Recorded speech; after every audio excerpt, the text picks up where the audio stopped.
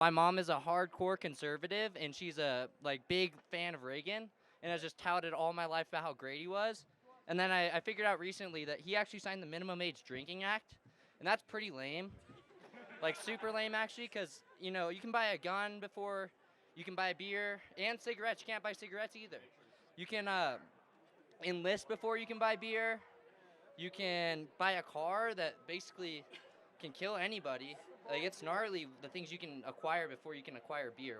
I tend to agree with you. If you could serve in the military, you should be able to have a beer. So. Beer!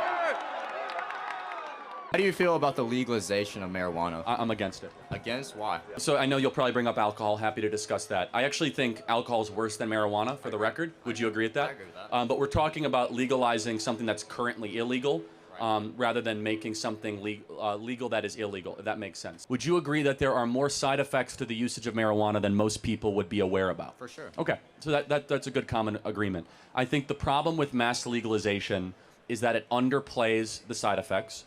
I don't think a generation that is regularly using marijuana is a great thing for the country or a great thing for the individual. Right. The best argument that one would make is, but the government should have no role in it. Fair enough. I think that's a good argument. Arizona, we've completely legalized marijuana, and I don't think it's been good. It's far more psychoactive than it has been in the past. I agree. Would you agree with that? Yeah, THC rates are skyrocketing. And it also increases bipolar schizophrenia, depression, anxiety. Sure. And I also think there's been a lot in that, it's going to solve all of your problems. We've seen very little evidence of that. What is white Christian culture? Tell me what that is. You drip it in the morning when you get out of the shower, bro. Like, what are you hating women, hating different people, and How do I hate women exactly? Tell me how I hate women. Sir, I've listened to several hours of your programming a week. Give me one example. You're incredibly misogynistic. You said that I hate women and I'm misogynistic. Yeah. Can you give me an example? I can't. I don't have a specific example right now. I didn't. Yeah, because it doesn't exist. It doesn't exist. I think it. Because you're making it up. How do we get back to a greater identity of America and actually fighting for America rather than all these politicians that are looking out for their self-interest rather than making America stronger and more powerful on a global stage? It's a thoughtful question. We're losing our commonality as Americans right now. The Constitution needs to be the North Star. The premise of the Constitution is that you are made in the image of your Creator, that you have agency, that liberty is God's idea, not man's idea, and that when a free society is allowed to occur and ensue, it's amazing what human beings can do. As we stray away from the Constitution, our country disintegrates. So you say that a lot of times you say that schools are not worth it, going to college is not really worth it. Yeah, talk right into the mic. And what I think it's worth it because it gives you better opportunities for better jobs. You can get the engineering jobs, you can get higher jobs that you can't get not going to college. Okay. So half of the people in this audience will not use their degree. Half here, it's a complete waste of time they went to college. Said differently, according to the Department of Education, 52% of kids that go to college end up getting a job that does not require a college degree. If you have a college degree, no matter what that college degree is, you're more credible than somebody that doesn't even have a college degree. Do you take me seriously? Yes. Where did I go to college? The point is, I didn't go to college. You can be plenty credible without going to college. Yeah. It's a misnomer saying you're not taken serious if you don't go to college. And then, but that's fine. If you think college is a good use of your time, my cautioning is to the population of plumbers, electricians, and welders, people that want to be police officers. We need less people to go to college than more, not more. You dropped out of college, and your highest... Community college. Sorry, your Harper College experience, I apologize. Barely was smart enough to make it through community college. Okay. What are your qualifications for arguing that college is a scam, or really having any economical knowledge at all, when likely the vast majority of the students here know more than you? Who's Milton Friedman? Who's Milton Friedman? I have no idea, and it's not important to this conversation. Same Who thing. is John Maynard Keynes? Okay, obviously I know who Keynes is. Oh, obviously, yeah. He's the most famous economist of all time. You don't know Milton Friedman? I mean, that's an economist. F.A. Hayek? I don't know who that is. You're right, I barely made it through community college because I was too busy, starting a national youth movement with hundreds of thousands of members, raising hundreds of millions of dollars, having a top 10 most popular podcast, and reaching tens of millions of people online every day. I'm a job creator, entrepreneur, autodidact. Do you know what that word means? Yeah, self-taught. You should probably learn that word if you're going to come up and insult other people's intelligence. Hey. So I want your take on immigration. If you're in this country illegally, you should be deported. We should also restrict the amount of legal immigrants coming into this country as well. So you believe that everyone, no matter what you've done, deserves to get deported even if they're illegal? They didn't do nothing. They broke into our home. They know what they did. They trespassed. They domiciled themselves illegally. And You should be sent back to your country of origin. What about for the kids? Go If you're back born to your here- country of origin. So you would tell me to go back to my country Well, right now? are you born here or not? I'm born here. Well, My I think we parents should not. get They rid of were birthright illegal. citizenship, but technically we have it, so you Me. should stay. But yes. But I'm contributing to society. Good for you. Did your parents come here illegally? Yeah, my mom's from Mexico, my dad's from Syria. Did he come here illegally too? Not him, just my mom. So when she came here, did she know she was breaking the law? Yeah. Did she know? She probably know. You might not like to hear it, but your mom's a criminal. And Okay. every day she stayed here is no different than squatting. You're squatting in America. Again, your mom contributes a lot, right? Then she can contribute back in Mexico. She can go build a beautiful business and get a job. You know, Why go can't to she do that here? The point is that she wasn't welcome here. She wasn't invited. She cut in line. She took the place of other legal immigrants from across the world that have to wait decades to come into here. Do you think we should get rid of the law that says you can't come into a country illegally? Should we just get rid of that law? Want my honest opinion? Yeah. I would say no. No, we shouldn't get rid of it. No. Okay, I agree. So then when should we enforce it? Yeah, I don't know. You know, how do you feel about the black community receiving reparations? I'm against that. Well, why so? I did not own slaves, and you were not a slave. Correct. The problem with reparations, though, is basically what you're saying is I'm going to take money from Charlie Kirk for something he didn't do and give it to a group of something, to somebody of something they also didn't do. For what reason? How is that just?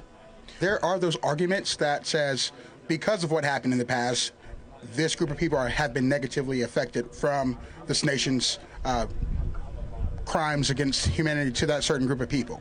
And that's how some people see it, if you will. We must look through the question of, is it just and moral to take from one group, especially first and second generation immigrants that had nothing to do with this? And I'll go a step further.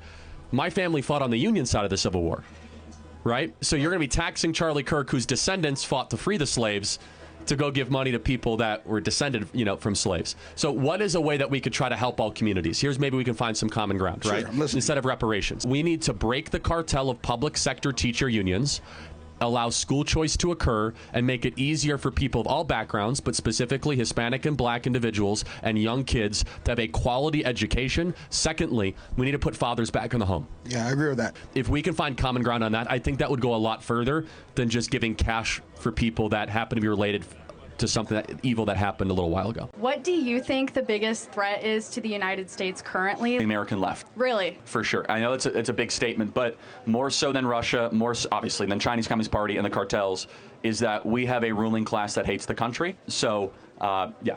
Would you believe that you are treating women as equal when you're stripping them of their bodily autonomy? So I care about the bodily autonomy of both the woman and the unborn baby that she's hosting.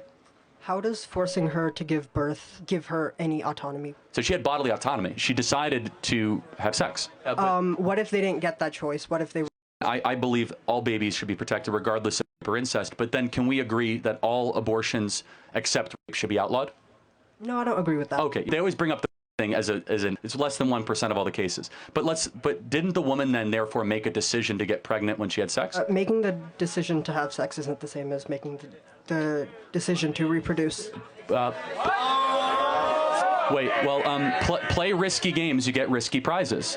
They're playing in a game of which they know that there might be a consequence, so you have to take responsibility for your own orgasms. And the responsibility could be to terminate that pregnancy if you cannot support it. What you're saying, though, is that human existence is merely subjective based on who is more powerful than you. The mom is more developed, has agency, has reason. The baby does not yet have that. So to play that out, the pro-choice argument is a eugenics argument, being whoever is in charge has the power to eliminate whomever they want if they're an inconvenience to you. The same moral philosophy that governed Nazi Germany is the same moral philosophy that is used for pro-abortion arguments. I can do what I want as long as I'm more powerful. I'm a gay conservative, and I just want to kind of ask you, like, what do you have to say for people like me who kind of feel like, I guess, it's kind of hard for gay conservatives because there's not a lot of us. So, like, what do you have to say to other gay people who need to realize, like, they do have a choice? Like, yeah, first of all, welcome to the conservative movement. I don't think you should introduce yourself just based on your sexual attractions. No, I agree. I like because that's not who you are. I like to be thought of as a person, and for sure, you are a complete human being, and I'm sure you treat people well, and you're studying something. So I want to get away with this idea that you're gay anything. I just think that we have gone a long way in the negative direction in this country, where we act as if the most important part of your identity is what you do in the bedroom. It doesn't mean that much to me, but if you ask from a perspective as a Christian, I don't agree with that lifestyle, but Politics is about addition and multiplication. I imagine you agree with a lot of what we talk about. Absolutely. Right? Strong borders, strong country, and for that, we welcome you into the conservative movement. Thank you. The U.S. is the best country in the world. Shouldn't we be obligated to help people that are suffering? Yes, America is the best country. Therefore, its citizens should come first, not foreigners. I think it's wrong if you guys are afraid to walk the streets of Denver at night. I wouldn't walk the streets of Denver at night. Would you guys? No! That's a breakdown of the fundamental role of government. Would you guys walk the streets of LA at night? No. The streets of San Francisco? No. We can't walk our own greatest cities at night, and we want to bring in more people from the third world? Hell no. We should be able to walk all of our cities at night and feel safe and secure in the homeland that our parents and grandparents built, and not have to wonder if we're going to get mugged or That's a basic promise that government has broken down. Hey, this guy looks like he's a happy camper. He's a happy... That's right.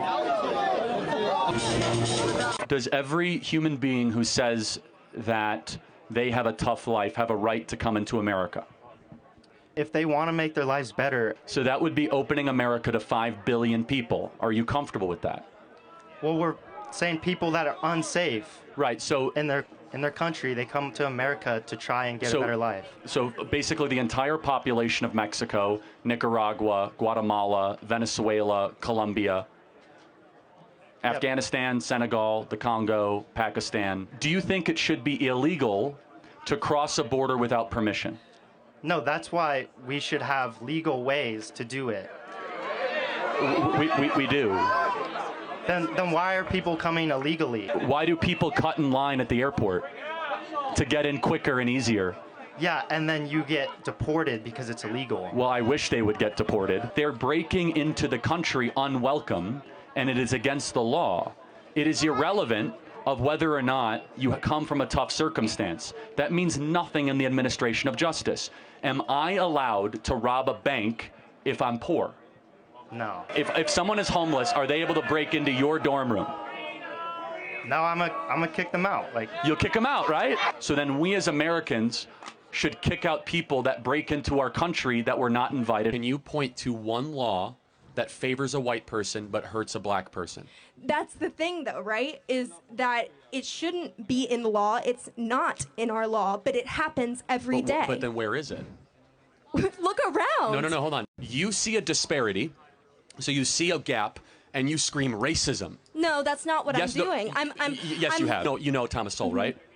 Yes. Who is Thomas Sowell? I don't know.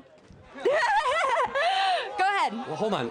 How could you even... Go ahead with your point. But, okay, it's a great book called Discrimination and Disparities, where he argues that it is an immature view to act, wow, there's a disparity, it must be racism. There are hundreds of other contributing factors. Give me a macro example of racism that affects all people, not just one person being a jerk to another. The gender wealth, or No, the wealth gap. That's a disparity. That's not racism. Racism is an action, not a result. You got to show me an action. The causes of those things are so deeply ingrained, Then how do I know it when I see it?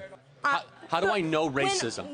When your wife, well, not necessarily your wife, but when someone you know kind of hides their purse when there's a black person there are those tiny little, or you lock the door. All your moms do it, be so for real. But I feel like people do it,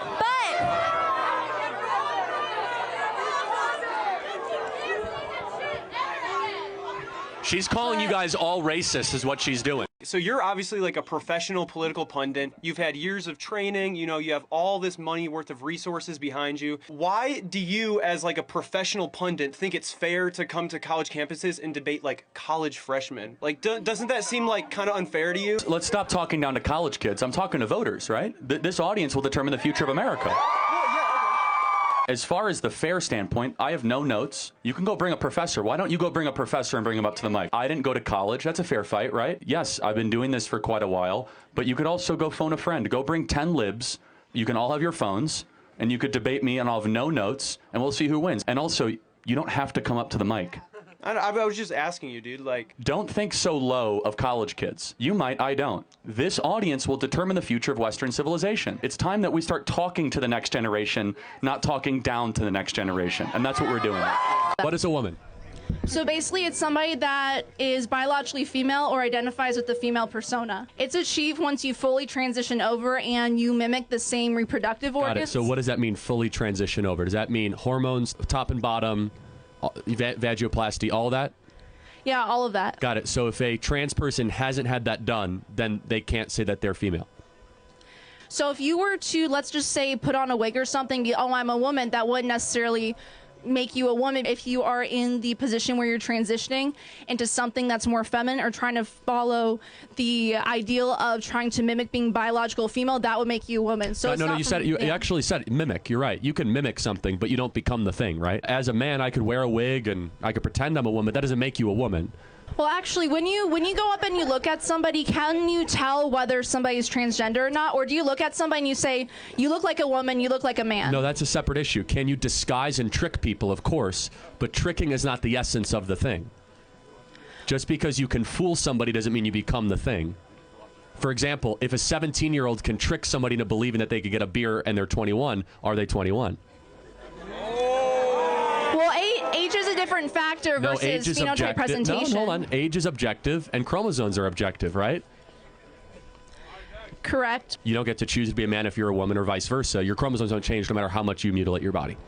My grandma came here legally from Germany during Nazi's regime. If she could come here legally, why can't everyone else? It is an insult to your family that came here legally that people who cut in line get preference. Who here is a son or a daughter of immigrants? Raise your hand. All of you out there should be outraged that people get to come here and cut in line and basically say to you guys that waited in line, you're a bunch of suckers. We need to say no illegal immigration. If you come to better the country, we have an open heart and a big, big door, but you must come here legally in this country. Thank you very much. I completely agree with you. Thank you. And I was just going to ask if you see the irony in your own propaganda in the Constitution on your brainwash tour. Having the explanations here because you don't believe the reader is smart enough to understand the language is kind of propaganda. Well, no, so do you know who that audience is for? For people who can't read it. Yeah, that's a constitution for third graders. Yeah, why are you handing it out to college students? Let's test your knowledge. Don't open it up. Right. What is the 10th Amendment? Okay, let's get easier. What's the 4th Amendment? Isn't that the No Quartering Act? No, that's the 3rd Amendment. How many articles are there in the U.S. Constitution? There's 8 articles. 7. What is Article 3 of the U.S. Constitution? I just want to ask. No, but I'm just saying, you came here, guns a-blazing. Yeah. You do not know more than a third grader about the U.S. Constitution. If you don't see the article. Yeah, I actually know it. You should keep it. I'm actually a permanent resident here, a first-generation immigrant and college student. I moved here from the Philippines in 2018, and I just wanted to share my thoughts about what's happening in our border. With illegal immigrants moving, crossing our border every day, that's a big problem for us legal immigrants here. It's a big disrespect for us, for my parents and me, who spent thousands and thousands of dollars, waited years and years for just to come here. Tulsi and Charlie, thank you for all your hard work. Thank you for representing the unity movement. And Tulsi, you are my role model, and you inspire me to be a strong, independent woman. You may not be able to vote right now, but you got a loud voice and a powerful story. Make sure you share it with as many people as you can. It is a disgrace to your family that people who cut in line are given benefits. We need to reward good behavior and punish bad behavior. God bless you. I came all the way down from Canada. Just a refugee from a communist country. Give it up for him, everybody. How bad is it in Canada? High gas, high home prices. Do you have freedom of speech? No. To a certain extent, the media is controlled, so... CBC, right? Yeah. Canadian Broadcast Corporation. Yeah. Which people say is even worse than CNN here, which is amazing. Yeah. God bless you. We need everyone to hear the warnings from unfree countries that we can remain a free country. God bless you, man. And God bless Canada. Thank you. When religion gets entangled into a culture and even government, most wars have started because of that. So that's a talking point that has no basis, and that's okay because a professor told you that. So let's go to the truth. And I'm going to ask you a couple of questions. What religion did Mao Zedong believe in, the great murderer of China who killed 50 million people? I don't know. Yeah. He was an atheist. What religion did Joseph Stalin believe in, who killed over 30 million people of the Soviet Union? An atheist. He was an atheist. So that's 80 million people murdered in 2 countries in just the 20th century that did not believe in any religion. Adolf Hitler was not a Christian. Adolf Hitler was at war with God and thought he was God and a total maniac. So there is no basis for what you're saying. You might be thinking about like the Crusades or something like 600 or 700 years ago, or the Inquisition. If that's the case, I think you need a better argument because religion actually keeps people sane, free, and moral, not towards war and conflict. But isn't the war that's currently occurring in Israel and Palestine over religion and their land? Yes and no. It's more over territories and boundaries. Of course, they're religious wars, but if you look at the major wars over the last 30 or 40 years even, some are religious, some are not. But Russia and Ukraine, are they fighting over religion? No. No. Or Central African Republic Civil War, are they fighting over religion? No. So it's an easy talking point. There really is no truth to it in the modern era. In 2020 with the George Floyd protests. Riots. Riots or protests. Depends. Were they riots or protests? All right. Well, we disagree on that, but to get to my point. Sure. To get to my point. Were they mostly peaceful? I believe so, yes. I think that there's over-policing in black neighborhoods. Would you agree? Not even close. Under-policing, actually. And don't take my word for it. Again, like half of all murders in Chicago aren't even solved. That's bad, right? Okay, but that's Chicago, okay? Well, but again, about only 60% in Baltimore are solved. It's across the country. But Chicago is America's third largest city, New York, LA, Chicago. Let's just pause right here. In order to solve murders, you need detectives, which are police officers. So we should agree that if you commit a murder, we should find out who it is, right? Yeah. Okay. So half of all murders are not solved. You can fact check me on this. Chicago murder solve rate 50%. You guys can all fact check me on this. So should we need more police then? I never said I disagree about defunding the police. No, but you said over-policed. I don't think we have enough. So show me an example. Show me a city where we have too many police and be specific. Well, I can't come up with any specific example. Well, but you said that we're over-policed. You got to give me some specifics. It can't be an abstraction. You got to tell me the city in America that is over-policed, because I'd be interested to know about that city. Well, like I said, I don't have any specific examples, but I'm going to... Because if someone likes to partake in a little bit of the devil's lettuce, should they not be allowed to own firearms? Should their Second Amendment constitutional rights be stripped from them? No, but I don't believe in the legalization of marijuana. I think that marijuana is way worse than people will tell you. Should alcohol be illegal? Good argument. Alcohol is way worse of a drug than marijuana. By every metric, too. I totally agree, right? But we're talking about making something that's currently illegal in most places legal, not something that is illegal, which is a much harder lift. But I think you should all know and really dive into the non-BS science of how dangerous marijuana can be for bipolar schizophrenia, for anxiety, for depression, for how it impacts your brain. Why do we need the government to look at you and be like, you can't put this in your body? Yeah. Do you believe in any laws restricting the use of heroin? No. Has that improved the conditions of Portland and San Francisco? What we did is we decriminalized it. Which is essentially the same. Yeah, I think government, when the data is so abundantly clear, should be very slow and careful at opening up destructive substances when we're already an addicted country. Like, we don't need more substances. Why do you think other countries aren't judged for having a strict immigration policy? For example, Poland, they'll shoot you if you try to break in. But yet America is somehow expected to be the savior for all the asylum seekers. That's a great question. It's because we've become a weak country and we have fallen under our own lies where we say that we must open our doors to all people at all times. Everybody, here's the rule. We should not have any open borders at all ever, and we should not have relaxed immigration until you guys have a life as good as your parents. That is the deal. Until you guys are able to have the same quality of living that your parents had, you should not open the doors to the rest of the world. You guys are the first generation since George Washington, to have a lower standard of living since your parents, than your parents. That's remarkable. And so we should not open up the doors of America to other countries until our own children of America are able to achieve the American dream. Perfect. My grandma, she's from Asheville, and recently from Hurricane Helene, Asheville has been totally wiped out. No one's getting money, and FEMA is saying that everyone's supposed to get $750 to help, but everyone I know hasn't been getting approved. She should fly to Mexicali, walk across the border, declare asylum. She can get a free cell phone, free luxury hotel, $10,000, $10,000, and all the U.S. taxpayer dollars, and then she can rebuild her house with American taxpayer dollars while she waits for her asylum date. Yeah. What I'm getting at is that if you break into America, you're treated better than the citizens of this country who lost their homes in North Carolina. Hello, Charlie. What's your name? None of your business. Okay, hello, nice to meet you, none of your business. Thank you, I appreciate it. So, do you love America? Yes, I do. I hate America.